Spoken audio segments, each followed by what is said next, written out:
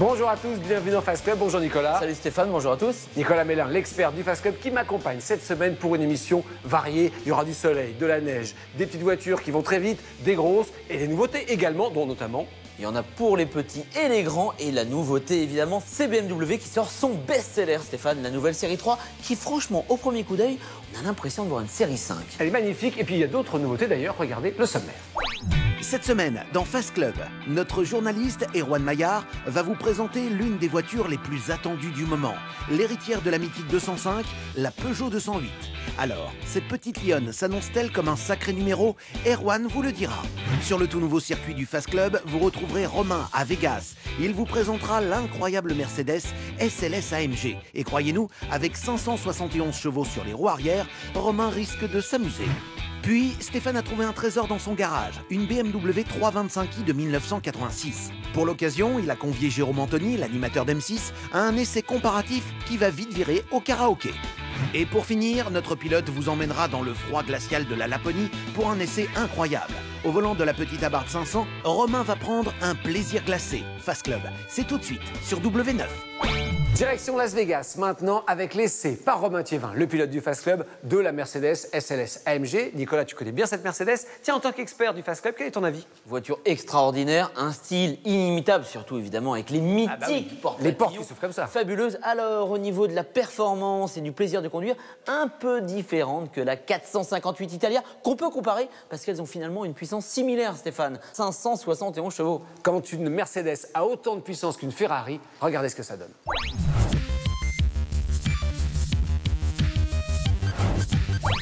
Il y a quelques semaines dans Fast Club, nous avons eu la chance d'essayer la Mercedes SLS Roadster de notre ami Gilles Marini, le comédien français qui cartonne à Hollywood. Cette semaine, elle vient d'arriver dans l'écurie du Fast Club de Las Vegas. Il s'agit de la Mercedes SLS en version coupée avec ses magnifiques portes papillons, reprise de la célèbre Mercedes 300 SL des années 50.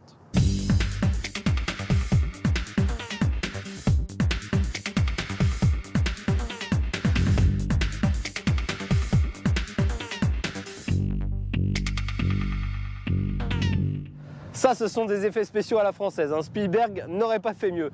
Bon, on regarde ce qu'il y a sous le capot parce que c'est quand même hallucinant. Cette Mercedes SLS est équipée d'un moteur V8 6 litres 2 qui développe 571 chevaux, un cheval de plus que la Ferrari 458 Italia, dans une voiture plutôt élégante, pas très sportive à la base.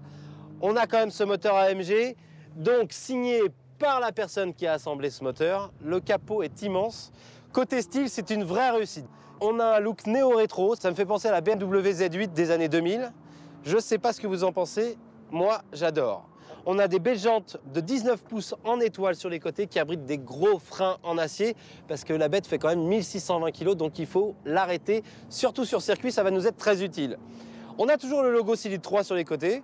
C'est un moteur 6 litres 2, mais Mercedes n'a pas voulu renommer son moteur. Ils ont réduit le moteur et les Américains aiment bien les gros moteurs, donc ils ont gardé l'appellation 6 litres 3. Et à l'arrière, une double sortie d'échappement, des feux arrière très épurés. C'est franchement une vraie réussite.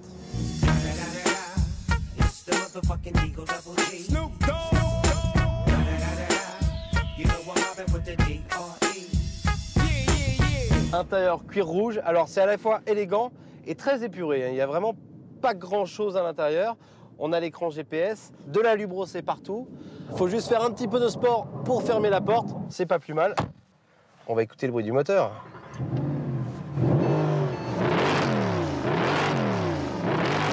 Ça fait vraiment un bruit de supercar.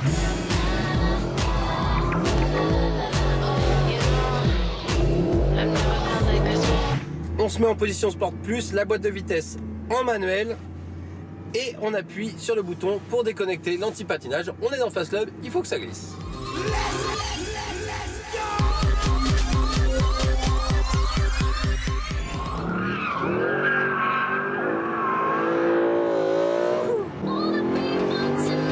Je peux vous dire qu'on est quand même collé au siège. On sent que le châssis n'est pas vraiment adapté pour le circuit, mais l'équilibre n'est pas si mauvais. Grave, troisième. On place la voiture et tout en glisse maintenant.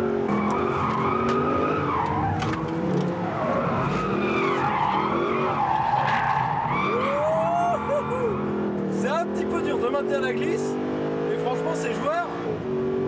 Et c'est une voiture assez sportive. Il faut la provoquer, sinon on a un peu de sous-virage si on roule pas très vite. Dès qu'on commence à bien balancer l'auto s'équilibre.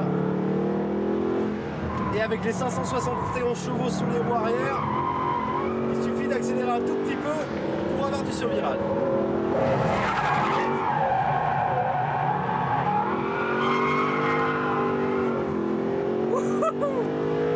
Franchement, je m'éclate, je m'attendais pas à m'amuser autant au volant de cette Mercedes SLS.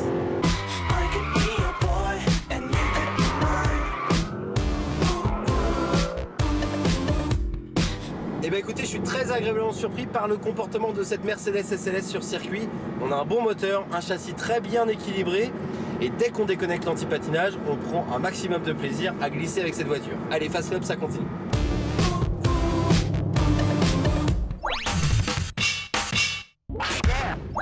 Passons maintenant à l'essai un peu particulier cette semaine dans Fast Club de la toute nouvelle BMW 335i, Nicolas. Alors quand pour Peugeot le best-seller c'est la petite lignée des 205 à 208, là ici pour BMW c'est un peu plus intéressant, ce sont les séries 3 et la toute dernière avec le 6 cylindres nous réserve-t-elle toujours le plaisir de conduire revendiqué par BMW? C'est vrai que c'est le grand challenge, hein, c'est le best-seller de la gamme et depuis toujours. Alors, nous ce qu'on a voulu faire c'est de voir comment les BMW avaient évolué depuis les 25 ans. Alors on a ressorti la BMW 325i du Fast Club 1986, c'était l'équivalent de celle-là il y a 25 ans. Jérôme Anthony qui adore les années 80 ne pouvait pas manquer ça. Voici donc la confrontation entre la meilleure série 3 d'il y a 25 ans, la meilleure série 3 d'aujourd'hui. Qu'est-ce que ça donne? Regardez.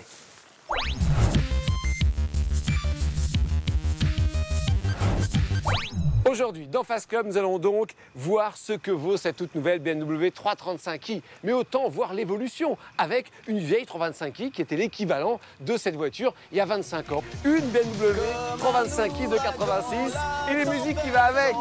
À balayer le passé. J'adore le rock des années 80. Mesdames, messieurs, Jérôme Anthony dans Fast Club. Bienvenue, Jérôme. Merci d'être avec plaisir. nous. Merci de m'accueillir. Alors, regarde, l'ancienne, Ouais.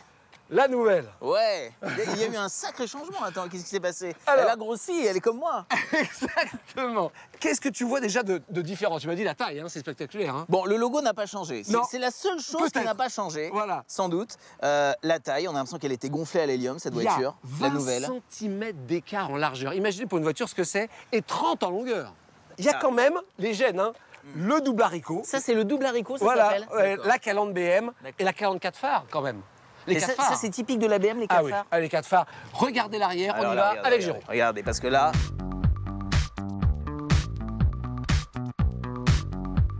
Je vais vous dire, le top du top de la boulette des années 80, c'est vraiment le béquet. Voilà, le béquet officiel. Le béquet officiel. Et le béquet, c'est pas pour le kéké. Quoique un petit peu plus tard, c'était un peu ça. Les mecs se rajoutent des béquets qui sont pas toujours adaptés à leur voiture. C'est vrai. Ah, alors ça là, dépasse un peu.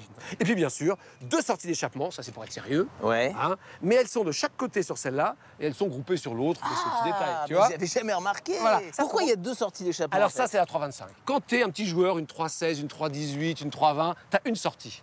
Mais la 325, la voiture du taulier, tu as 2 sorties. Voilà, ça c'est sport. D'accord. Non mais voiture sérieuse, voiture sport quand même. Absolument. D'accord. C'est la voiture du mec sérieux qui se la joue sport. Exactement. Voilà. Regardez la taille des roues. Parce que là, c'est dingue. 14 pouces à l'époque, 19 sur la nouvelle. Tu te rends compte la différence de taille? Quand même, puisqu'on parle des années 80, toute la musique des années 80 qui nous a permis de danser, de chanter, il y a quand même ici... Ah, bah l'antenne électrique. L'antenne électrique qu'on ne voit plus. Il n'y a plus d'antenne sur les voitures. Elle est là. Elles sont intégrées. Ça c'est l'antenne. En fait, ça, c'est le GPS, plus l'antenne, plus tout ça. Allez, on passe à l'intérieur. C'est parti.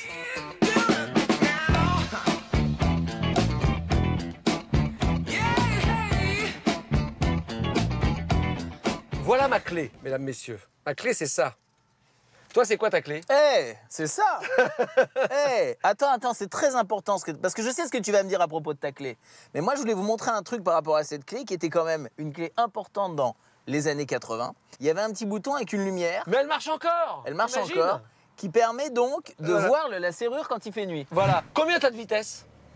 Alors, j'ai 5 vitesses. Ah, je sens que tu vas me mettre une claque là. 8, monsieur. 8 vitesses. 8 vitesses en automatique. Fais voir ton volant, il est comment ton volant? Alors moi j'ai un volant sport, 3 branches, c'est ça? 3 branches. Moi j'ai un volant 3 branches, mais alors j'ai plein de boutons. J'ai les palettes pour monter les rapports, je peux régler la radio, je peux faire beaucoup plus de choses, faut reconnaître. Moi j'ai beaucoup d'électronique. Ouais. J'ai des centrales de surveillance partout. Toi, t'as un ordinateur de bord, je crois. Ah mais moi j'ai de l'électronique partout. Mais moi attends, moi Non c'est... mais là-haut, au-dessus du rétroviseur. Ah bah là j'ai une console Atari là. Là j'ai une console Atari, alors je l'allume, je check.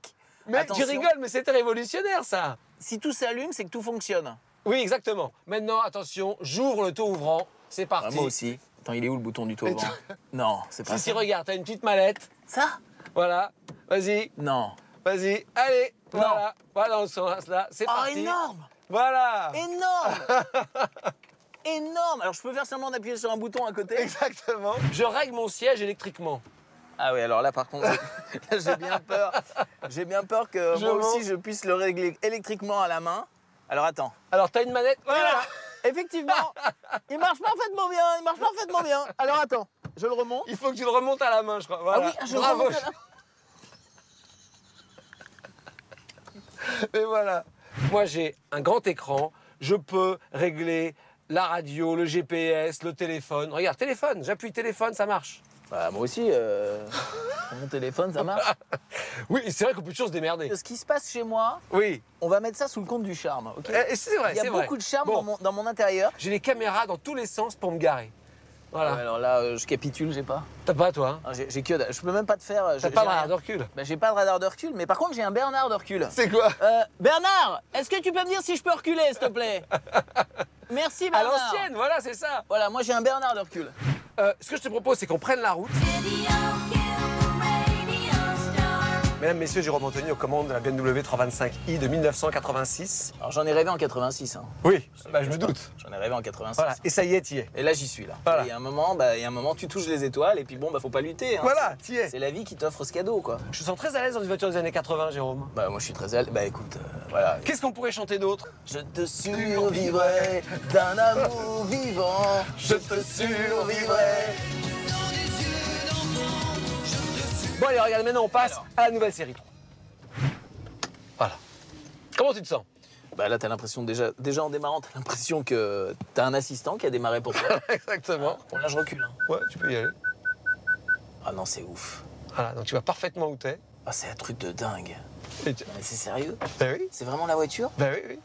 Et ça, c'est un truc. Mais t'as vu, on a l'impression qu'elle est vue de haut, mais en fait, c'est les caméras qui sont sur le côté. Ah, c'est un truc de dingue.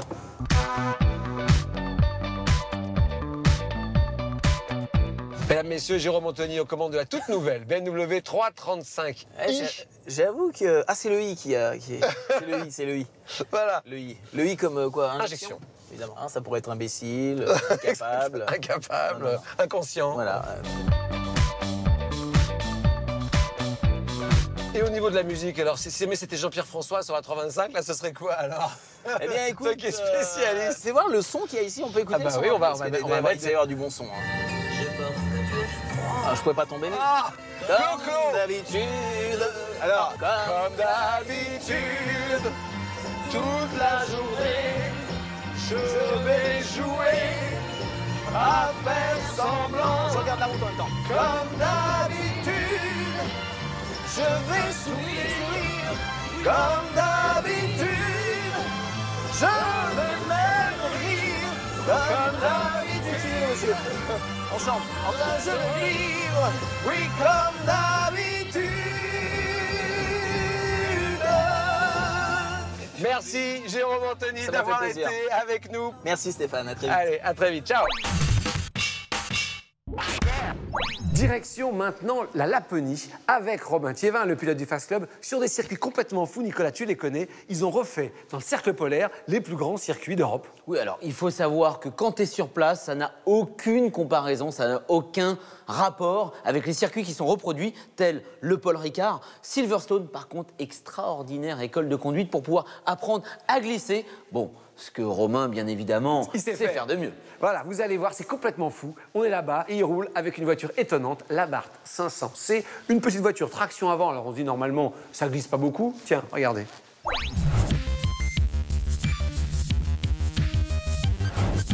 Fast Club débarque cette semaine en Laponie, à 1800 km au nord de Stockholm, 70 km au-dessus du cercle polaire. Nous sommes à Arjeplog et on est sur un lac gelé, 1 mètre de glace en dessous mes pieds et surtout 1 mètre de glace en dessous les roues de cette petite Abarth 500C. Allez, c'est parti pour quelques échauffements sur cette grande airplane, un peu comme celle de Mortefontaine, mais ici c'est que de la glace. On va faire quelques 360, reverse, appel contre appel pour se chauffer. C'est parti. Wouhou, on va accélérer, ça revient.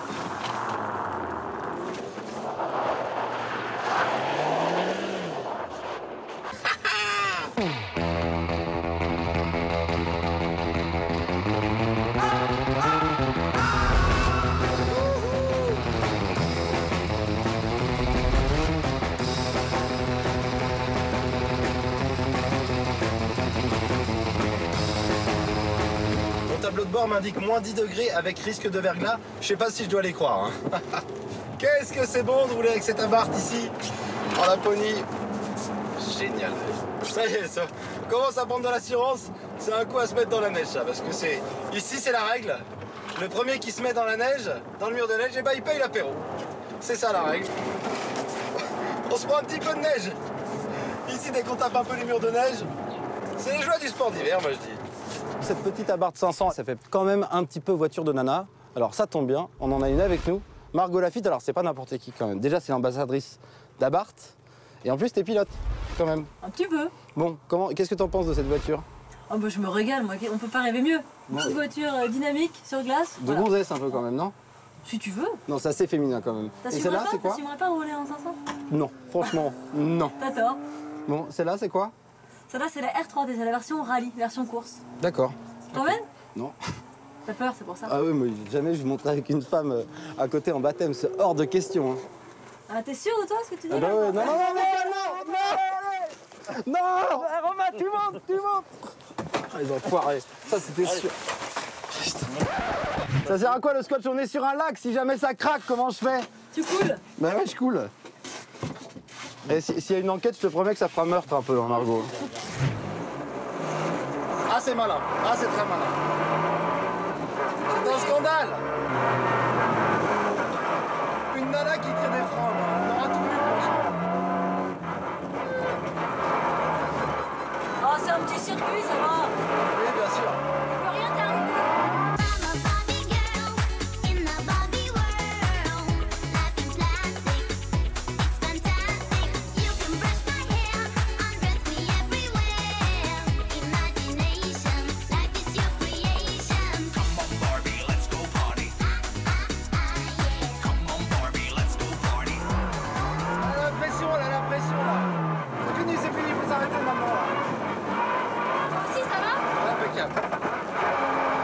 Bon, c'est bien ce que je dis, c'est une voiture de gonzesse. Non, franchement, ça envoie. Hein. Mais ce qui est marrant, c'est que c'est la première fois que je vois une nana qui tire le frein à main avec ses bagues et tout, ses petites bottines pour conduire. J'adore. Mes grosses bottes, tu veux dire. Bon, allez, Fast Club, ça continue.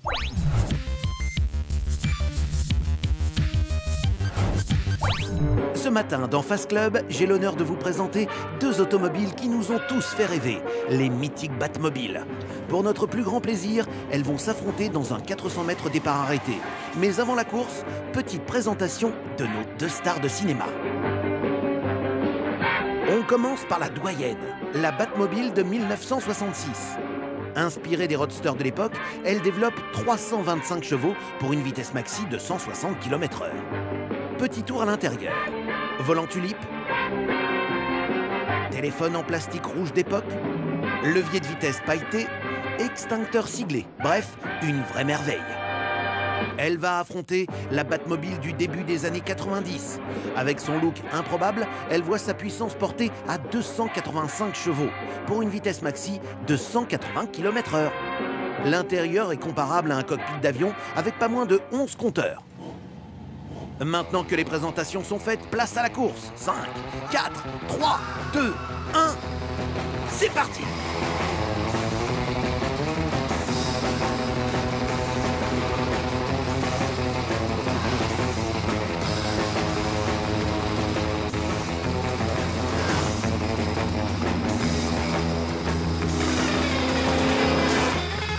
Et contre toute attente, c'est la grand-mère qui remporte la course.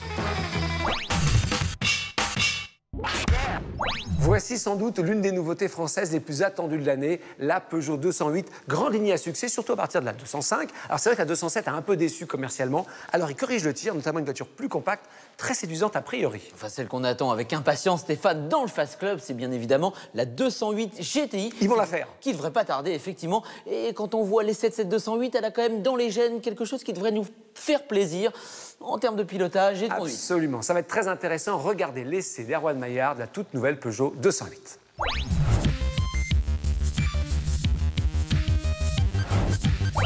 Grand jour aujourd'hui pour Peugeot qui nous présente sa 208, un modèle crucial pour la marque. Elle inaugure le nouveau design Peugeot. Elle est plus petite que celle qu'elle remplace, la 207, mais elle est aussi plus légère. Bref, 30 ans après la première 205, la 208 semble revenir à la source. Alors, sacré numéro cette 208, c'est ce qu'on va vérifier tout de suite sur la route.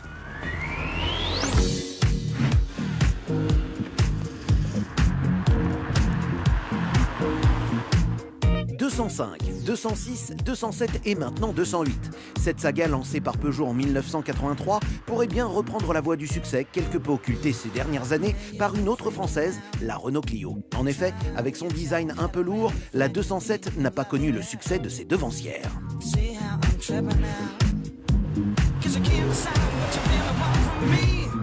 La 208 annonce la revanche en inaugurant le nouveau style de Peugeot tout droit inspiré du concept SR1 présenté en 2010. Enfin, les constructeurs cessent de faire enfler leur auto. Plus petite de 7 cm par rapport à la 207, elle passe sous la barre des 4 mètres. Et le résultat est flatteur, élancée, dynamique et élégante, voilà qui résume bien cette nouvelle citadine. La calandre avant est désormais flottante et arbore les incontournables feux à LED. Les flancs sont sculptés, les vitres cerclées d'alu. Enfin, l'arrière adopte des feux beaucoup plus esthétiques. Pas de doute, ce style opère une montée en gamme très nette. Dans l'habitacle aussi, la montée en gamme est parfaitement visible. Alors ça commence par le choix des matériaux, avec ce plastique laqué noir ou ce plastique moussé, mais également grâce à l'ergonomie largement améliorée, grâce à ce petit volant qui suggère la sportivité, et puis surtout grâce à cet écran tactile disponible dès le deuxième niveau de finition, sur lequel on gère toute une quantité de fonctions. Un système qui évite bon nombre de boutons sur la planche de bord, mais dont l'utilisation n'est pas toujours très intuitive. Les compteurs ont eux aussi subi un sérieux remaniement. L'ensemble est rehaussé sur la planche de bord pour être plus facilement dans le champ de vision du conducteur. Malgré des dimensions extérieures à la baisse, la 208 réussit l'exploit de gagner 5 cm à l'intérieur qui profite essentiellement aux places arrière. Un véritable atout.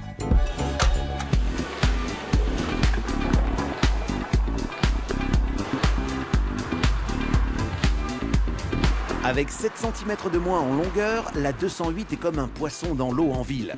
Légère, nerveuse, elle offre aussi plus de confort. L'amortissement sait désormais joindre l'utile à l'agréable.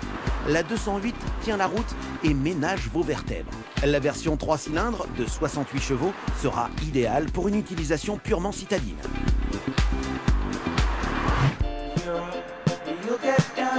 Sur la route, ce sont les motorisations diesel particulièrement sobres en rejet de CO2 qui brilleront.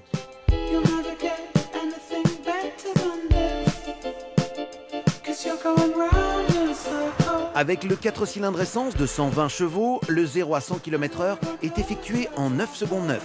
Pas de quoi larguer le monospace de papa, mais c'est honorable. Le moteur se montre très linéaire, mais sa faculté à prendre des tours fait la part belle au plaisir de conduite. Et du plaisir, on en prend au volant de cette 208. Pourquoi? Tout simplement parce qu'elle a considérablement maigri. Selon les motorisations, elle perd de 110 à 175 kg. C'est énorme. Rendez-vous compte, c'est comme si on enlevait à cette auto le poids d'une grosse moto. Elle passe ainsi sous la barre des 1000 kg et se rapproche du poids de la 205 d'origine. Et ça, évidemment, ça sert le comportement routier. Résultat, la 208 est vive et agile. Un vrai bonheur.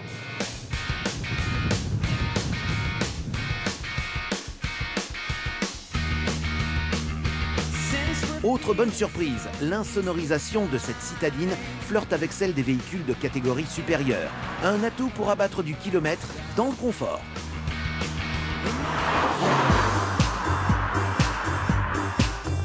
Pas de doute, cette 208 est bien née. Elle multiplie les atouts et bénéficie pour quelques mois d'une bonne avance sur la future Clio 4 qui ne sera présentée qu'au prochain mondial de Paris. Avec des tarifs attractifs à partir de 11 950 € pour une version 3 cylindres de base et 17 200 € hors option pour cette version 1,6 litre VTI de 120 chevaux en finition allure, la 208 se montre convaincante et promet du fil à retordre pour ses concurrentes Renault Clio, Citroën C3 et Volkswagen Polo.